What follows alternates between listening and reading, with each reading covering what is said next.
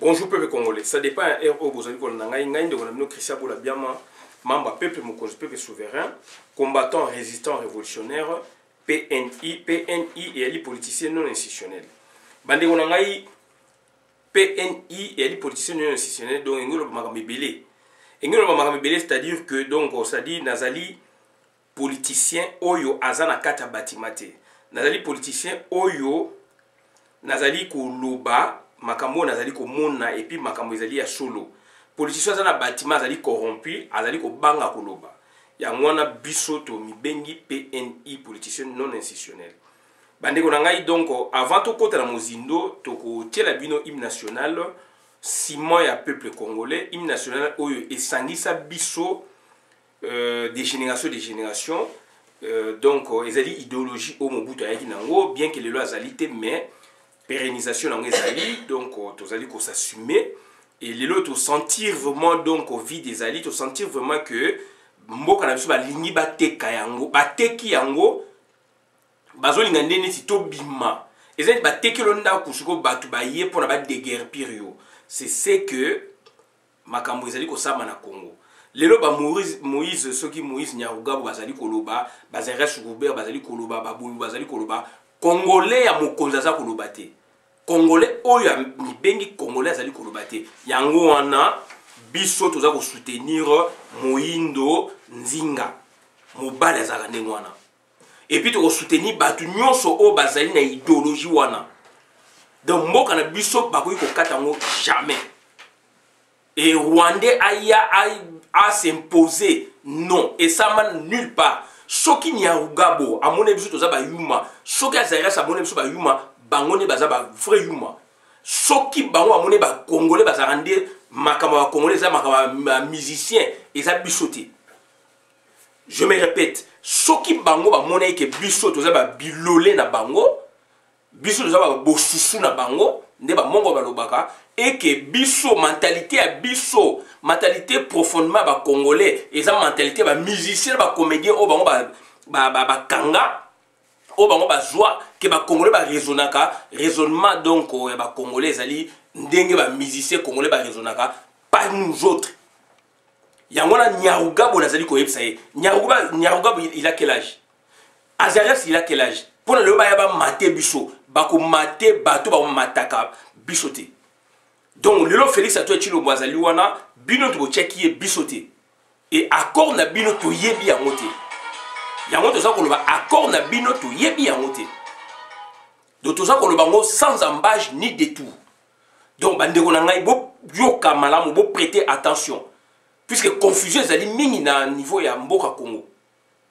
Nyarugabo bazali ko loba bon donc ça dit biso to yaki donc bato donc to donc ba Congolais ba lobaka na bango te ba Congolais baza ba zoba bière musique women mais attention on y a ba cliché au bosala pour na ba Congolais c'est pas tous les Congolais bière musique women ça c'est un cliché ce sont des idées préconçues mais le Congo profond a ses enfants au baza ko défendre et ba biso o na ndimi na lobanaza Congo profond o toza ko défendre makambo na idéologie oyo balumu batikele biso oyo ba président Kassav batikele biso oyo ba président Mobutu batikele biso Nyarugabo ileki et Félix akoleka kuna abike ba Rwanda baza bandeko na biso et lelo bino batu bo soutenir Félix accord et bimi oh non c'est un torchon oh non caméra manquée bandeko na mais quelle est cette histoire? Quelle est cette histoire? Quels sont les acteurs Oyo, Bazalaka Pona, qui créent, par exemple, traités, conventions, etc., même accords? Voilà. Ou toujours ça la politique, ou toujours ça politique, ou toujours ça fanatisme. Hier, vous défendez. Donc, vous défendez, n'est-ce pas, donc, Félix Antoine Tshilombo. Aujourd'hui, il y a les contrats, donc leur accord, pas contrat, mais leur accord est sorti. Vous nous parlez maintenant de l'absence, dans cet accord, de l'absence de, Vital Kamerhe. Qu'est-ce que cela veut dire? Est-ce qu'on comprend la problématique ou on ne comprend pas? qui vous voulez maintenant soutenir. Vous soutenez Félix aujourd'hui. L'accord est là. Tout est dévoilé. Maintenant, vous parlez d'un acteur subsidiaire, accessoire. Vital Kamerhe n'était qu'un acteur accessoire. Bon, avant de rentrer dans le vif du sujet, donc j'aimerais qu'on écoute un peu l'hymne national qui nous a beaucoup façonné, qui nous a unifiés, et qu'aujourd'hui on fait appel à ces derniers par rapport, il y a des unions par rapport, il y a le couteau ça. Donc suivons d'abord et puis on viendra pour expliquer les faits.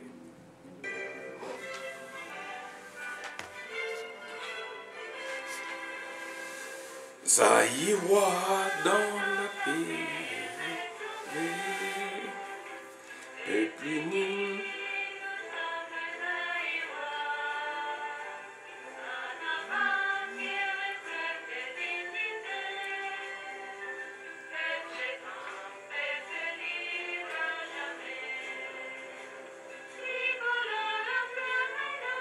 Et sacré, voici notre pays toujours plus beau, autour d'un fleuve majesté, autour d'un fleuve majesté.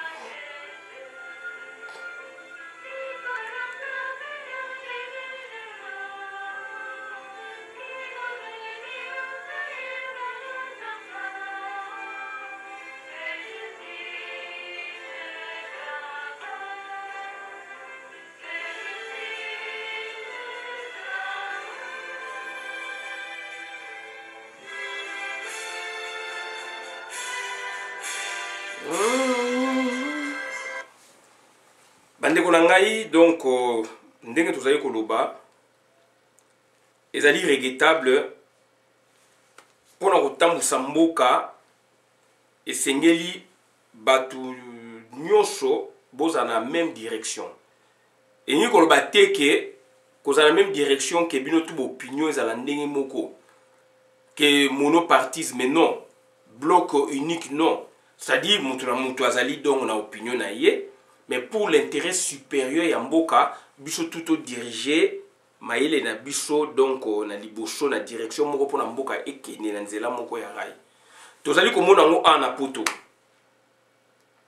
Problème so ezali Macron azali ko bengisa ba opposant pour na problème boza ko mona bango pour na do ba pesa ba point de vue na bango.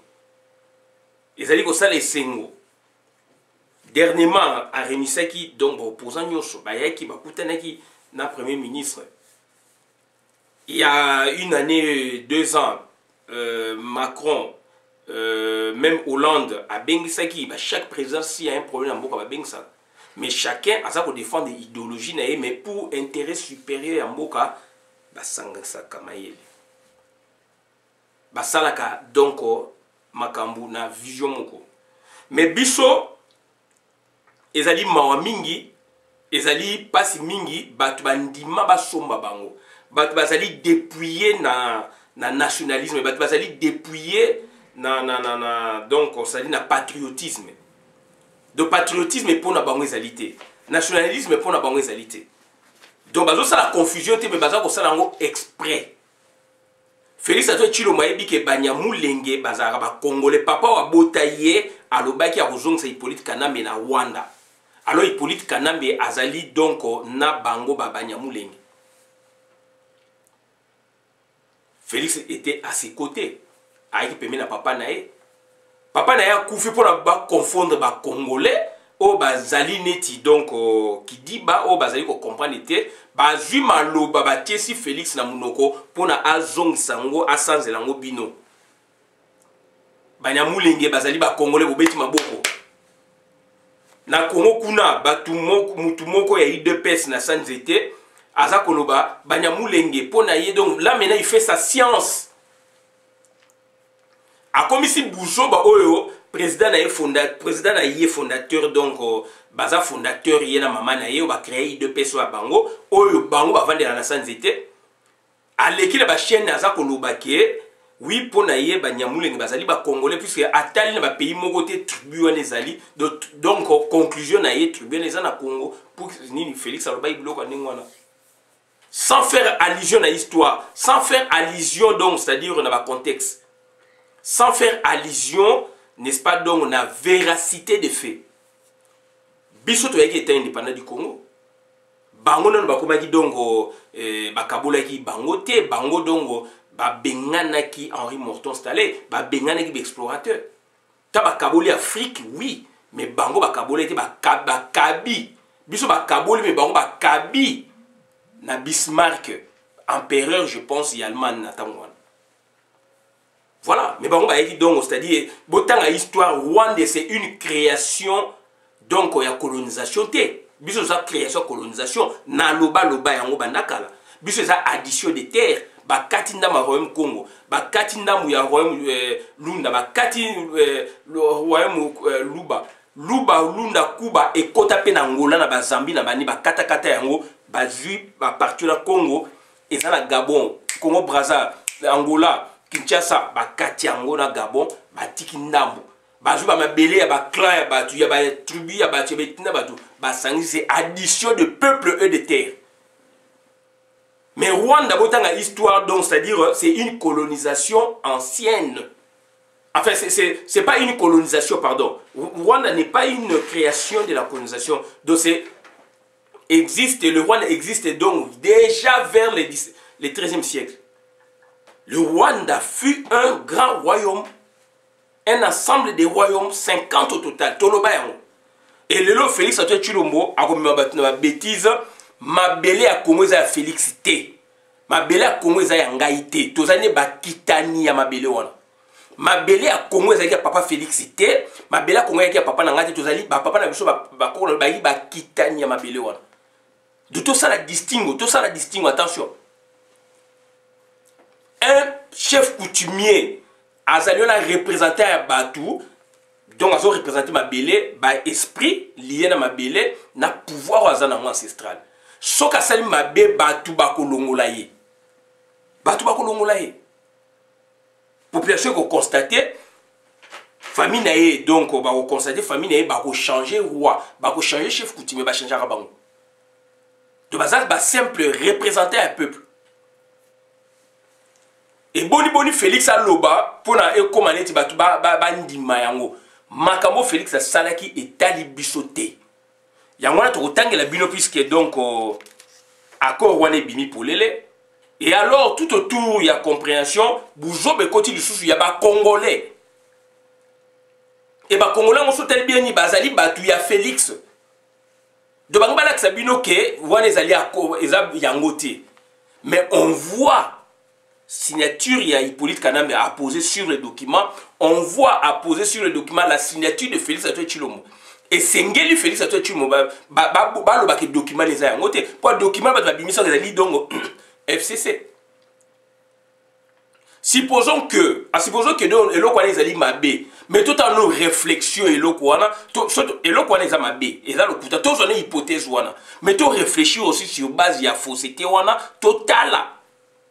Vous rejetez à flot et vous êtes à côté. C'est malheureux.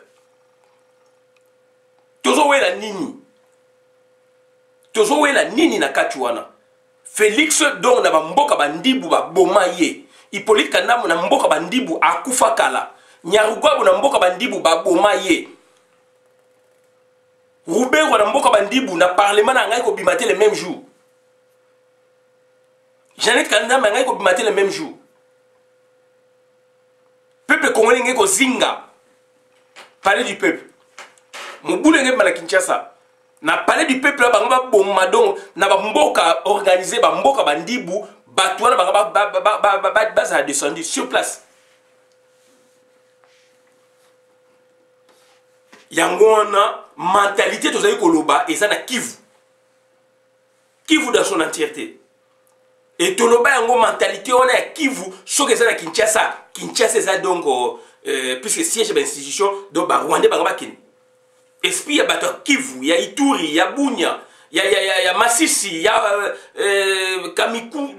Kamituga, boe bamboko ezali kuna.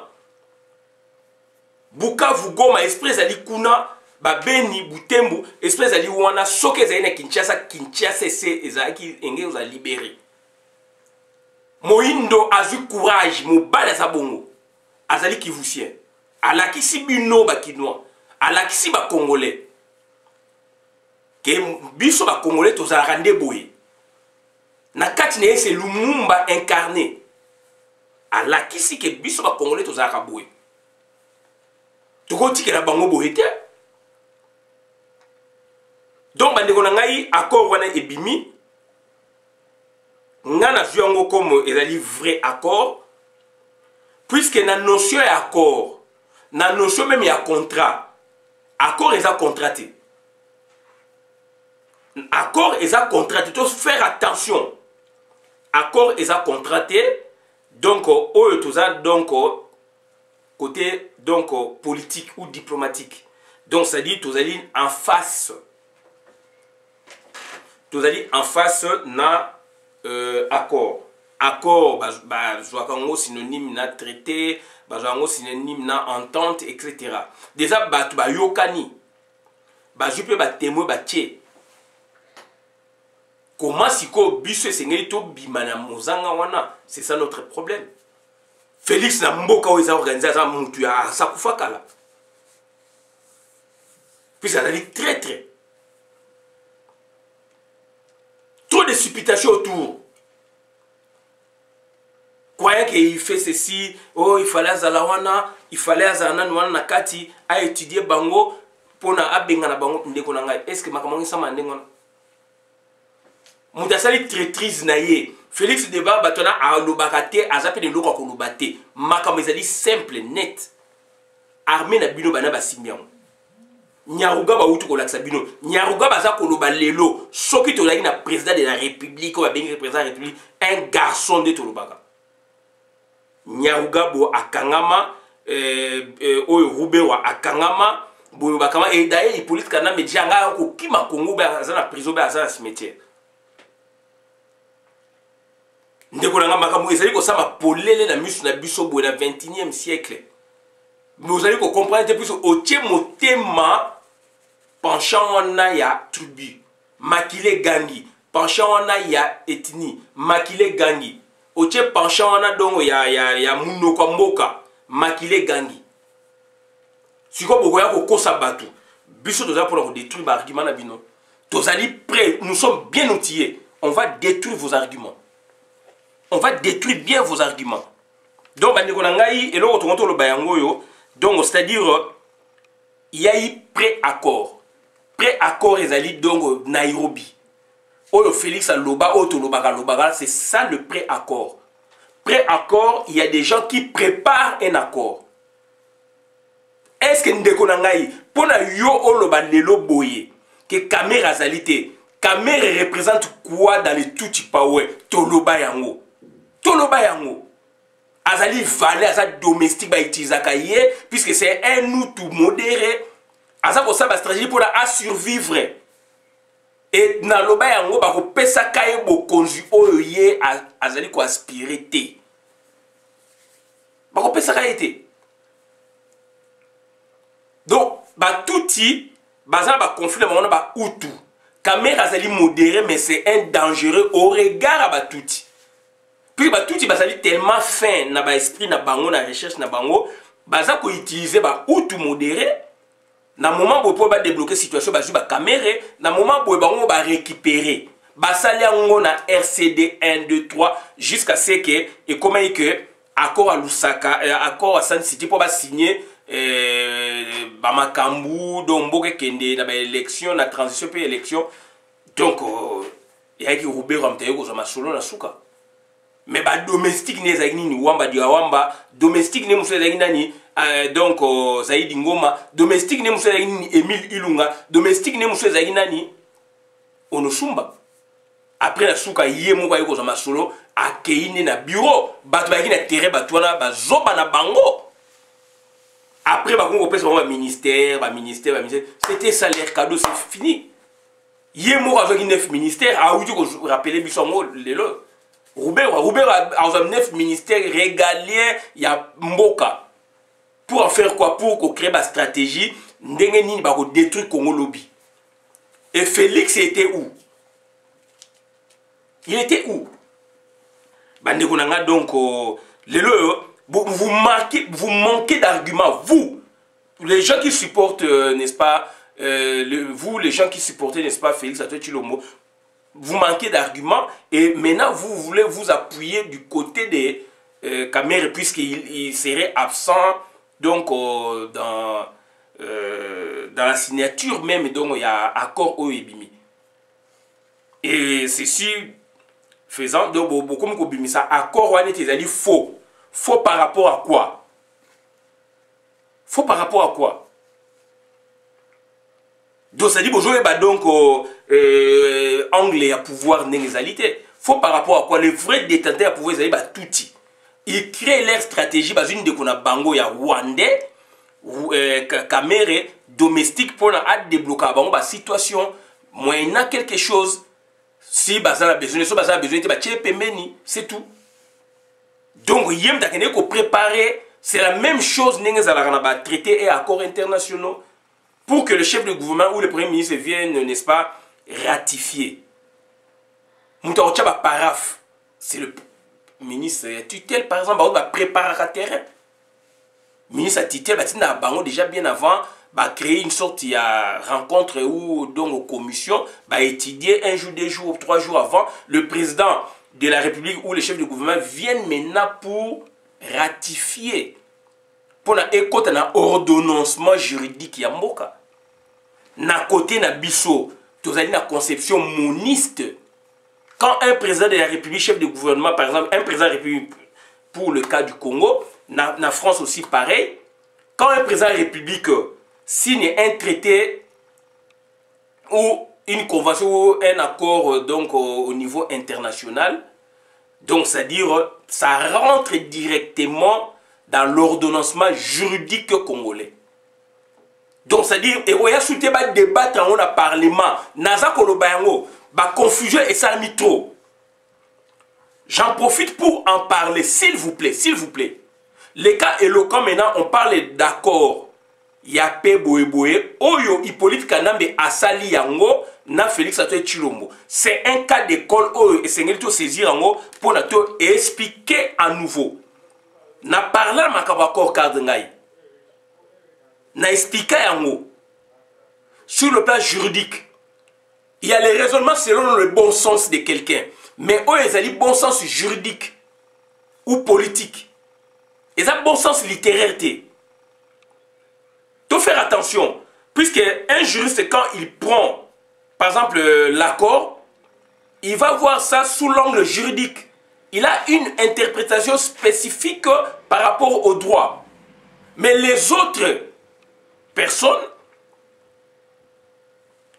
n'étant pas juriste, à quoi interpréter puisque Bazali, prudentité. Autant aller voir les spécialistes en la matière, discuter avec, Bakoyeb Sabino, à Eloko na Douré Zalagaboué. Eloko na Douré Zalagaboué. Mais non, les Congolais maintenant c'est quoi? Les Kamebini, paf, Makamozali juridique. Bon, tiens, on a Google. Bon, tiens, on a Google, on a la chose juridique ou pas.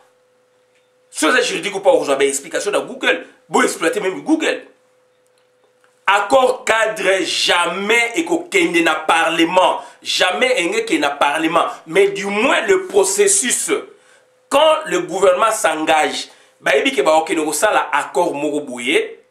le gouvernement, je dis bien quand le gouvernement s'engage, accord, traité, accord, donc convention à niveau international. Donc les gouvernements ils ont la saisie, s'il vous plaît. Gouvernement ils ont la saisie, ils ont dit donc on débattre même dans conseil il y a gouvernement. Bah vous avez saisi, parlement vous allez informer, droit d'information. Puis c'est une conception moniste. Conception moniste, donc il y a conception, donc il y a unicité, donc ça dit il y a donc ça dit il y a détenteur, il y a pouvoir, représentation, il y a nation, il y a nani, chef de l'État. Tant à signer na libanda accord moko na Rwanda, accord moko par exemple na Uganda, na Tanzanie, na Belgique, na Chine. Et qu'il y a un débat dans le Parlement, il va distribuer non.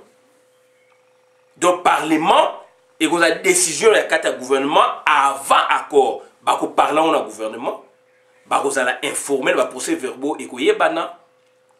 Copie qu'on a dans le Parlement, qui est là, l'État a ça là. Mais dans le cadre d'un accord, dans le traité international, puisque nous avons une conception moniste. Avant, bah, jour par exemple, ils allaient dimanche, bah, signé déjà bah, mercredi.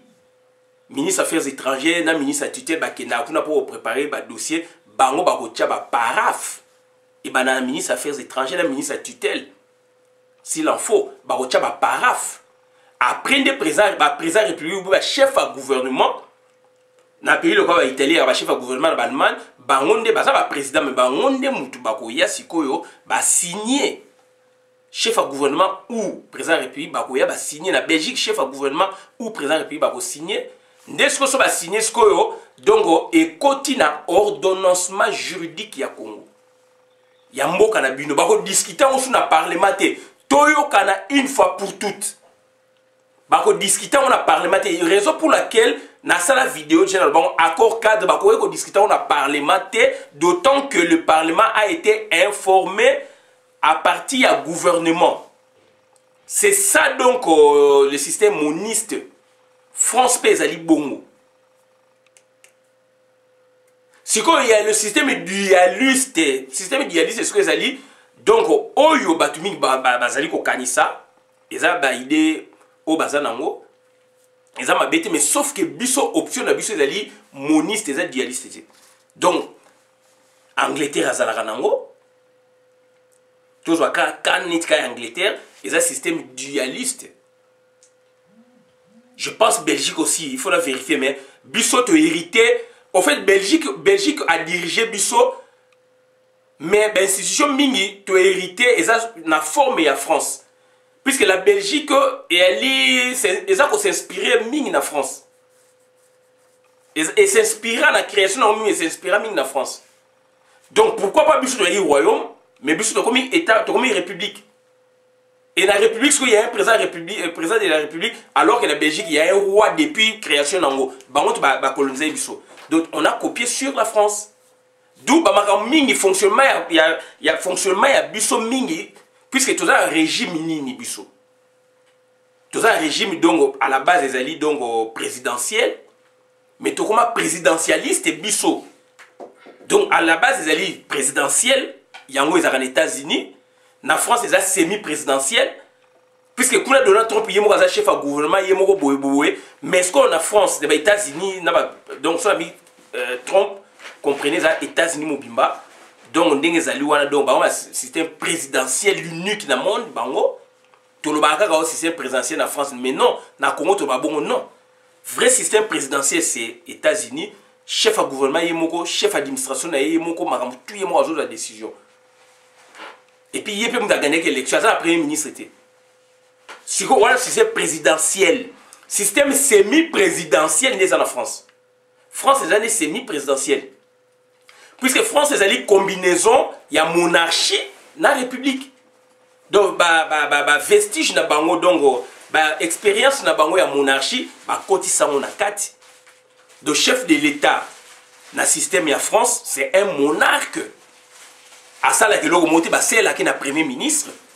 Premier ministre a l'élection, il y a a désigné le système par rapport à la majorité parlementaire. C'est différent aux États-Unis, c'est le semi-présidentiel. Donc il y a un mélange, il y a république plus monarchie. Le chef de l'État en France, c'est un monarque. Chef de l'État en Congo, c'est un monarque. C'est le premier ministre qui travaille à sa place. Ce n'est pas le même système que donc, c'est-à-dire, c'est faisant, donc, il faut faire attention. Biso ce que tu deviens yango. Puisque le régime politique, biso ce que tu deviens yango, et comment va parti État, dictature, donc, il y a un présidentialiste. Et ça, ni présidentiel, ni semi-présidentiel, donc, tout un système où on a presque un pays africain. Revenons à notre mouton pour dire que, donc, on a faire attention, il y a différence entre accord et pré-accord. C'est que Vital Kamerhe avait fait, c'est le pré-accord. a préparé qui pré-accord ezali aussi document officiel, mais c'est le pré-accord. Le vrai accord il est caché. Pré-accord il va préparer bino pour que batuboba ya na sala ba vidéo avant eloko ebima. Na sala ba vidéo avant eloko ebima, jamais Vital Kamerhe azalaki donc autorité morale ya FCC. Après yeko bimaye moko Hippolyte Kana babengaki autorité morale. Bon ndenge nini yo mutu ndeko document ne bino ozo benga ngo faux puisque caméra zate. Donc ça dit vous ne maîtrisez pas encore donc détail ya politique au ezali na Congo. Je m'adresse à vous autres qui soutenez Félix Antoine Tshilombo. Vous qui tenez, n'est-ce pas, donc, à changer de version. Prenons ça comme vrai. Et moi, je le prends, ça comme vrai. Donc, je prends cet accord pour de vrai. Et maintenant, examinons-le. Examinons-le. Vous ne l'examinez pas, mais vous rejetez à flot l'accord. Selon que, donc, Kamerhe n'était pas là. Kamerhe est qui dans le Tutsi-Power? C'est un garçon de course. Kamerhe Azali, garçon de course. C'est là où vous n'avez pas encore compris la politique au Congo. Quand vous voyez Félix, il est qui? Garçon de course. Bochab est qui? Professeur Bochab, garçon de course. Minaku, garçon de course. Mendo Malanga, garçon de course. Roubé Wanebo Komona, on a Banyago, Baza, patron et Batouana. Yoso Mabo Bazolo. Baza, patron na Bango, patron, il y a un ministre na Bino, classe politique na Bino, pour la plupart des cas. Sur 100%, 99,5%, mingi patron na Bango, Zali Batouana, Nyaruga, Moïse, donc, Bizi Makara, Janet Kanambe, etc. Nous n'avons qu'une miette de pourcentage. 0,5 oyo que boya biloko wana système wana. Ndekolanga, quand vous soutenez de telles théories parce que Bongo Laksake Bozalina Mouta Félix que Kamerhe a été Kamerhe était qui? Kamerhe a sakande la Félix Nabino. Kamerhe avait une mission de loba et loba yango, donc ça dit on ne peut pas avancer dans un pays tant que tu as koyo kanate. Et tout ça, où est la ligne et l'eau comme côté.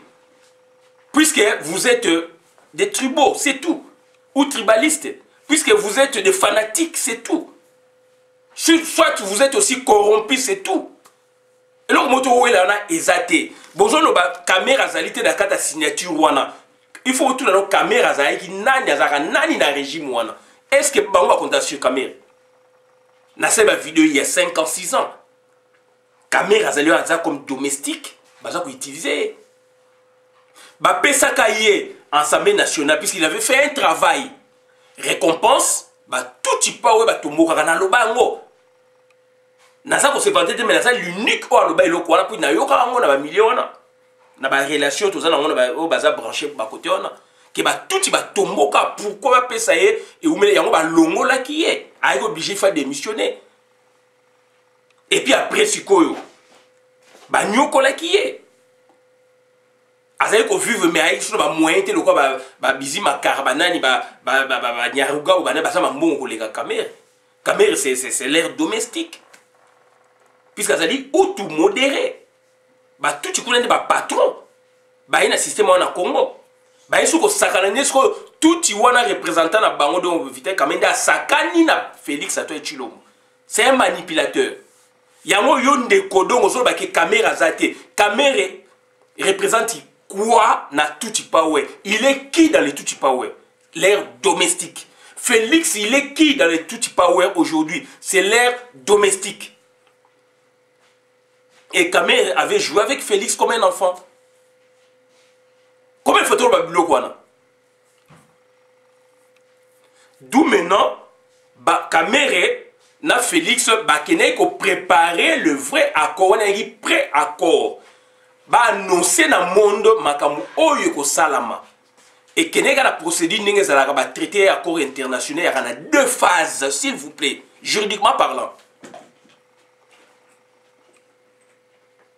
Il y a des responsables qui viennent pour paraffer et le vrai responsable, le chef de l'État ou le chef du gouvernement qui ratifie l'accord. C'est ça la procédure. Même procédure, même on a accord. Donc, on met donc pour notre chité, donc on a des mawamingi, et avant de chité, on a notre temps à bloc, accord et anini, pré-accord et anini, différence accord na contrat. Pour toi attaquer bien. Pré-accord, document juridique liant deux ou plusieurs parties préalablement à un accord définitif. C'est le pré-accord. Donc Nairobi, c'est le pré-accord, avant-accord. Donc, le terme de référence de Jésus, il y a un couler, un synthétisant et un accord. Donc, c'est-à-dire le pré-accord, document juridique liant deux ou plusieurs parties préalablement à un accord définitif. Accord, en droit, c'est quoi? D'une manière générale, un traité, c'est un traité, c'est un accord, une convention, une entente et un protocole sont des termes similaires désignant un engagement juridique international devant avoir des effets dans les droits national ou international. Devant avoir des effets dans les droits national ou international. Pour expliquer pourquoi Balobi Boye, parce que dans l'accord, il y a présence à 3 présidents. Il y avait présence, il y a 3 présidents depuis, ça fait une année et l'Obama est déjà. Et puis l'Obama paie, et l'Obama président Uhuru Kenyatta, il y a parrain bloquana. Et l'Obama, bon on est ni décolore bloquana bimi, yo obana ko rejetant, au lieu boza ko rejetant pour défendre sous Félix Nabino. Mais bande gona mais mboka ngo marché bo été ça mawamingi. Vous êtes des grands intellectuels, ressaisissez-vous. Donc, épluchez bien le dossier et puis donnez votre position. Épluchez bien le dossier, après vous donnez votre position. Par exemple, supporter Félix. Mais tout en examinant bien le dossier, tout en expliquant bien ce qu'aurait pu être, n'est-ce pas, l'examen d'un dossier. Politique, juridique, par exemple. Et puis maintenant, cette fois-là, vous prenez position. Par exemple, ah bon, la science dit ça, la définition c'est ça, mais moi, par rapport à ce que moi je sache, moi je vois comme ça. Là maintenant vous rentrez dans la doctrine. Mais quand vous rejetez tout, c'est que vous refusez de comprendre. Vous voulez maintenant nous amener où? Il faut d'abord éplucher, comprendre, donner la définition scientifique, donner la position donc au clair ou scientifique. Après maintenant, donc vous serez amené, n'est-ce pas, à trancher, à prendre part ou pas. C'est tout. Différence entre accord et contrat. Accord, lui, est un engagement formel entre deux ou plusieurs parties exprimant leur commune volonté de produire l'effet des droits recherchés. L'effet des droits recherchés, c'est quoi? On va voir ça. Contrat, par exemple, est une forme de convention ou d'accord. Est une forme de convention ou d'accord puisqu'il y a la volonté des deux parties. Donc, est une forme de convention ou d'accord faisant naître une ou plusieurs obligations. Faisant naître une ou plusieurs obligations ou bien créant ou transférant un droit réel. Donc, c'est-à-dire, droit réel, c'est quoi? Obligation, c'est quoi? Donc, là, maintenant, c'est la loi. Là, maintenant, donc, c'est la loi. Donc, c'est-à-dire, contrat, donc, et bimisaka fait, nango, puisque les alliés, loi, te permettre. Bah, bloc, ça, les alliés, en rapport dans la loi. Les alliés, illicité. Les alliés, donc, bloc, ça, les alliés, donc, ils ont bima dans la loi. Voilà. Donc, droit réel, ce que les animent. Exemple, droit réel des propriétés. Droit de propriété des membres comme usufruit. Par exemple, le pan oyo, appartement, ils ont un n'a pas transférer en haut. N'a pas signer contrat de bail. N'a pas signer contrat de cession de bail. Donc, ils ont droit de propriété réelle. Ngana koufi. moi si nanga tikali par exemple donc aozala usufruitière eza droit réel na pesi ba exemple mo to la clair par exemple songa na kufi moi si nanga tikali na le loko nga na sombaki ou to sombaki na ye eza droit droit de propriété so mo kufi musa tikali na usufruit voilà donc c'est à dire droit réel dans wana. Donc, ça dit obligation donc, est un terme désignant le lien des droits créés par l'effet de la loi. Quand on parle de l'obligation, c'est lié à la loi.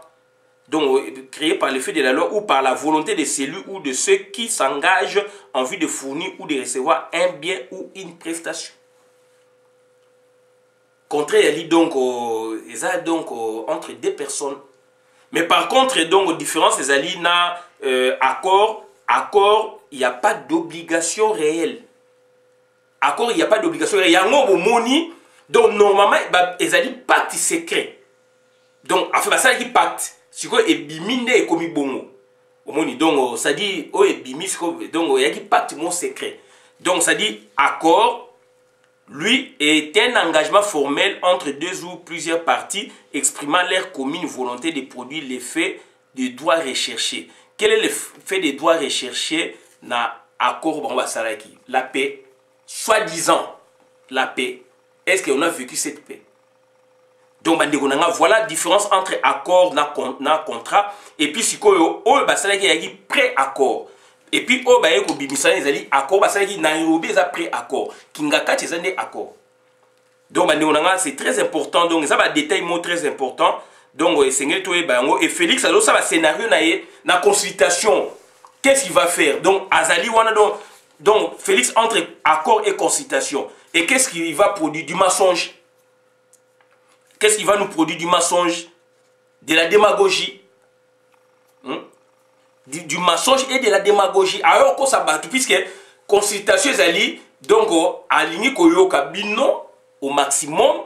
Pour la participation quand même mais théorie ya consultation ngelo banini makamo bino bokoluba yé akoyoka akoyoka donc alingi bino bozala et puis ça une forme moko ya légitimité yé loko ya sali mais du moins position ko bima wana na consultation yé moko mutayebi donc Hippolyte Kanambe mutayebi mutatinda ki eza Hippolyte Kanambe ndenge pe to yoki to jube élément Hippolyte Kanambe mutatindi ye a menacé famille ya Félix Tshilombo. Ce qui va meki ako sila na bango nyoso. Ako sila bango a menacé famille ya Félix Tshilombo. Toye biango. Donc bandeko na ngai donc ça dit consultation oyo ndenge bimi wana. Donc ezali piège na Congo, ezali pour Hippolyte Kanambe. Donc ça dit bandeko na tokene musika te. Bo rêver oh, les Américains, les Américains vont s'occuper des États-Unis. Mais au niveau extérieur, il n'y a pas un plan pour que Félix aille au Congo tant qu'il a libéré les États-Unis armés la police. Boyo kangama la makam na lobite bo changaité. États-Unis d'Amérique pour na ekota na Congo. Ndenge bino bozali koyoka yango na bi NON. Donc pour les États-Unis contre la Congo, il faut Félix, bien sûr, qu'il y garçon, sûr qu'il y a pouvoir. Donc il faut signer accord militaire. Accord militaire n'engola signé pour réformer l'armée, la police. Cette fois-là, on va neutraliser tout power, puisque le président de la République a ordonné. Puisque le pouvoir en Afrique est dans l'armée. Mao Tse-tung à l'Oba, le pouvoir est au bout du fusil. Pouvoir ya na songe ya lisasi ya tuyo ya munduki soko tie lisasi obeti de pouvoir ya ngwana okoboma mutu okoterroriser batu okoza pouvoir de pouvoir ya ngwana le pouvoir est au bout du fusil donc on Félix baza kolinga kolakisa biso ezali makambo ya lokuta eza makambo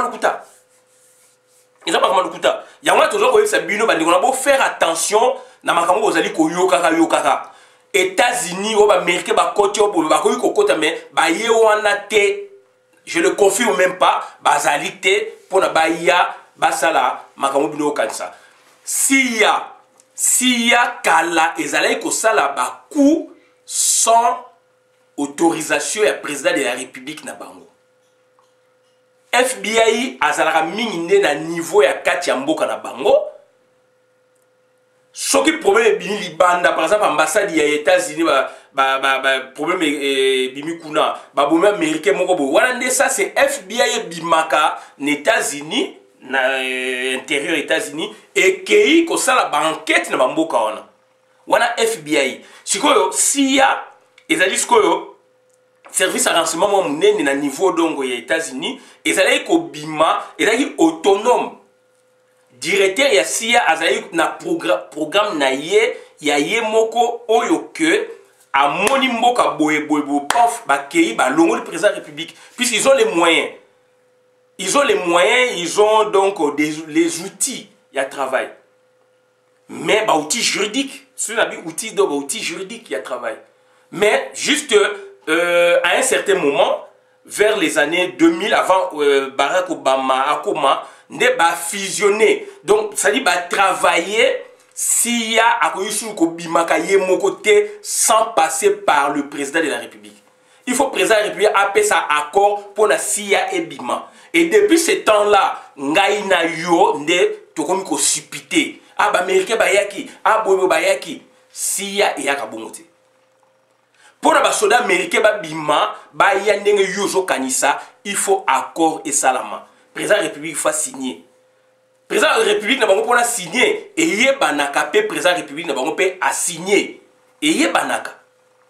Et yé banaka donc na so côté na ni na bango administration na bango pi na gouvernement écolo ba yango pi c'est ça makamba ya mboka na bango. Ta ba kene na Irak ba bomba ité sous couvert ya ONU ou pas ba décider ba kei. Yango to no sabino que do mango Félix ba no ba américain lokuta Amérique attendant Félix mais pour la réforme et l'armée la police, c'est là où bah ébiqué Mbokande président de la République a joué à pouvoir place one. Nyauga va défier Bino que baza plus na autant de généraux autant la bobo. Nous n'avons rien. Le pays est à eux. Son Nyauga va jouer le mot que ça bango. Yango biso ton nimi pas boma biso. Tout ça ko défier bango. Bande ko na tout ça comme logique c'est normal. Bon tout dans les États-Unis s'il y a ba coup d'état na kala c'était la CIA. Laurent Désiré Kabila on va boma qui est CIA et bimaka sous-souté. Ba directeur ba qui autonome. À cause de la décision par l'état ba mikana juridique et ça ko pèse pouvoir en CIA toujours ko kango et sali bolulo. Oh comment expliquer kuna mboka boba ça en Amérique. Et loko moté mboka boba ça ba awa Tom Pereyo, ba ngi ma ba bete na aéroport ba menacer na ba congolais à l'époque na CIA. Hippolyte Kadam va dégager puisque le président de la République rapporte que le président de la République ou ta mais CIA est co décidé et c'est par là aussi il y avait beaucoup de corruption. Ba opposa ba lobbying ya makasi donc et déstabiliser ba pays mingi donc à partir ya ba blokwana, il y avait trop de corruption.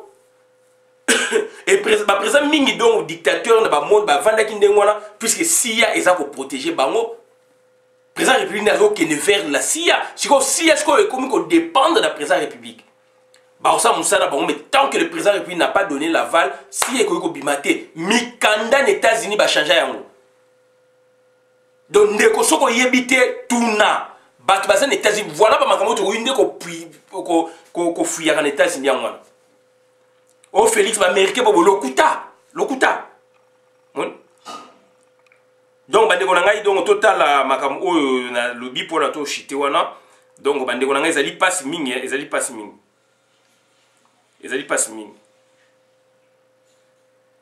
mingi donc oh Vital Kamerhe azali te mais ndeko nanga donc boyebi nde makambo ngeli kate mais bozo linga bozo pouvoir.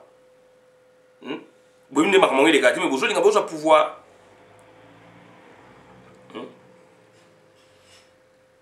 Botona et tout na Félix ou na pesa ba idée mo ba buzoba na buzoba.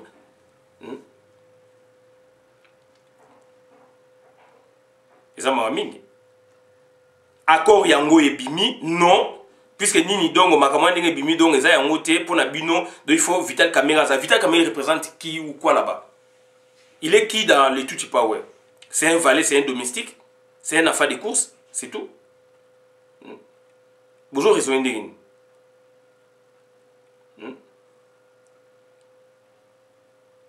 raisonner ndenge nini. Tout ça quand même maïle quand même.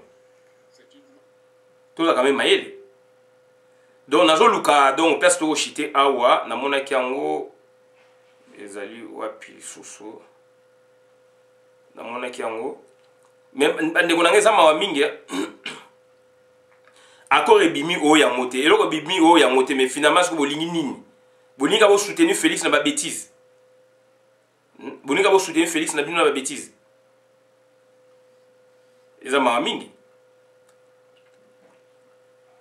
Donc, c'est-à-dire, saute au monamoté, donc ça serait regrettable. Mais du moins, et là, on est tombé sur Bino Yangwana, donc accord Yangwana et Sebimaki, donc c'est-à-dire Félix, donc c'est-à-dire Azan et Logo Moa au Baté, Yangwana et Logo tombé sur Bino, donc on rappelle Bino Karake, donc il faut, voilà, accord Yangoyo, accord pour la stabilité et la paix au Congo. Entre les sous-signés, monsieur Félix Antoine Tshilombo, Félix Antoine Tshisekedi Tshilombo, autorité morale du regroupement politique CAP pour le changement, cache. Tout le bail, Félix a autorité morale, ça saute aux yeux. D'une part, et M. Joseph Kabila Kabange, autorité morale du regroupement politique Front commun pour le Congo FCC, ici dénommé deuxième sous-signé d'autre part. Félix a dit premier sous-signé. Il a été convenu et arrêté ce qui suit. Pour une passation des pouvoirs civilisés, Yabango, une alternance durable et pour la stabilité et la paix en République démocratique du Congo, les sous-signés de premier part accepte les conditions suivantes de Félix. Article 1er. Article 1er. Immunité totale pour le clan Kabila, famille et dignitaires de son régime. Pas de poursuite pénale pour tous les crimes possibles commis. Crimes de sang, crimes économiques et autres. Article 2. Concertation entre les deux leaders, Tshisekedi Kabila, avant toute mise en place, notamment dans les services de sécurité, armée, police et services de renseignement, magistrature, entreprises publiques et territoriales. Article 3. Soutien lors de la présidentielle de 2023 par la famille politique de Tshisekedi de la candidature FCC famille politique de Kabila. Fait à Kinshasa, Kingakati, le 8 janvier 2019. Toloba yango. Bokecho loba yango. Commandé soba loba yango. Toloba yango. Bolingi sko, à part o bolingi sous réalité nini ba sabino. Bo produit biso siko makam. Makamo balobi oyo. Soke zali faux. Yango wana ndezo salama. Mais quand même, Moutou fait ça là. Moutou, il fait ça là. Mais c'est impossible. J'aurais été à sa place, n'a même bino na pesa bino pouvoir te. Pas besoin qu'on savoir ça la vérité. Et puis il y a Ebi qui m'a théâtre pour nous distraire. Non, nous sommes là pour vous détruire, pour détruire vos opinions. C'est pas possible ça. Signature Félix Antoine Tshilombo, il a signé, mais Joseph Kabang a signé Yango signature na eto bien. Témoin international Uhuru Kenyatta, président de la République du Kenya. Al-Sisi, président de la République arabe d'Égypte. Cyril Ramaphosa, président de la République sud-africaine. Témoins nationaux, pour la Bango, Rwandais, témoins nationaux. Delphin Kayimbi, Célestin Mbala, John Numbi, Amisi Kumba, Jean-Claude Yave Kabey. Donc, c'est-à-dire, du bino bateau, bozali bata Félix Sikoyo, bolingi kondimate parce que pour la bino, et zali marma lokuta puis c'est caméra zate. Soyons quand même donc honnêtes. Boza quand même bata mayele quand même. Ça saute aux yeux comme ça, makamo ba komi awa yango zo salama. Il y a eu pré-accord et il y a l'accord. L'accord là, il y a qui caché, babengo parti secret yangoyo. Yango te expliquer bino donc c'est-à-dire donc il y a nini. Accord en droit d'une manière générale, un traité, un accord, une convention, une entente est un protocole. Et un protocole sont des termes similaires désignant un engagement juridique international devant avoir des effets dans les droits nationaux ou internationaux. Voilà. Donc, à Tchébatu, le président, on a Soki Félix, autrement, Soki Félix a boyi à Koroyo, Félix Aboye, puisque Félix a dit président théoriquement, Tanzanie a reconnaître Yeti. Égypte Al-Sisi a reconnaître, et Égypte a dit président, il y a Union africaine. Et donc le président Moussou Namoni Ramaphosa a reconnaître Yeti de l'Afrique du Sud. C'est ça donc la réaction que vous avez. Et tout le monde est la corruption. Vous avez des minéraux, vous avez des mines, vous avez des carrières, vous avez des belés. Nana que Mugabe a assisté à la prestation de semaine, il a payé $145 000. Kaïm Batie donc a rejoint Batu Oya Lingi. Et ça forcément donc Kamer ne rentre pas dans les prés carrés, il y a Hippolyte Kanambe rwandais. A mélanger les Congolais mbala vu les rwandais. Mais il faut que ça quand même conséquent dans Makabolo ba. Vous avez quand même conséquent. Désarroi et mensonge d'un document, un récit contradictoire venant de même camp, le signe d'un malaise réel depuis le discours de tout ça. On nous fait brandir un supposé accord sans la présence de Vital Kamerhe comme témoin et sans sa signature, alors que c'est un acteur majeur de cash, lui qui aime la visibilité. Vous n'avez pas bien lu. Puisque donc, c'est-à-dire, donc, yé bakangiye, donc, c'est-à-dire, immunité ezali nabatuya FCC. Cette fois-ci, donc, Kamerhe se retrouve du côté des cash. Donc, du côté des cash, c'est-à-dire, il y a eu accord et pré-accord. L'autorité morale, il y a accord, c'est Félix Antoine Tshilombo, ce n'est pas Vital Kamerhe. Il y a un Vital Kamerhe à Boloko, mais il y a FCC au Bazar Boloko Botangla Bisso. Vu le caractère important qui était supposé prendre cet engagement, mais arrêtez avec vos théories. Arrêtez avec vos théories. Donc vous imaginez des trucs alors que sur le plan stratégique, géostratégique, et qu'on s'appelle bongoté. Et qu'on s'appelle bongoté. Ngai et l'eau qu'on a monné, on pour vrai. Pour vrai, na ndenge basala ki wana. Pour makambo balobaki Toyoka yango, trois présidents et puis Uhuru Kenyatta ayaka dernièrement, biem tazali parrain biloko wana. Donc makambo balobi ezali ba lokuta te za mamasolo. Et bon, pour la Kamerhe, il est qui chez le Tutsi Power? C'est l'ère domestique. C'est là où vous n'avez pas encore compris. Félix est qui? L'ère domestique. Donc, j'ai dit, je vous remercie pour la vidéo, madame, la compte de la communauté. Ngaï Christian Bola bien, maman, peuple Mokozo, peuple souverain, combattant, résistant, révolutionnaire, PNI. PNI et les politiciens non institutionnels. Merci.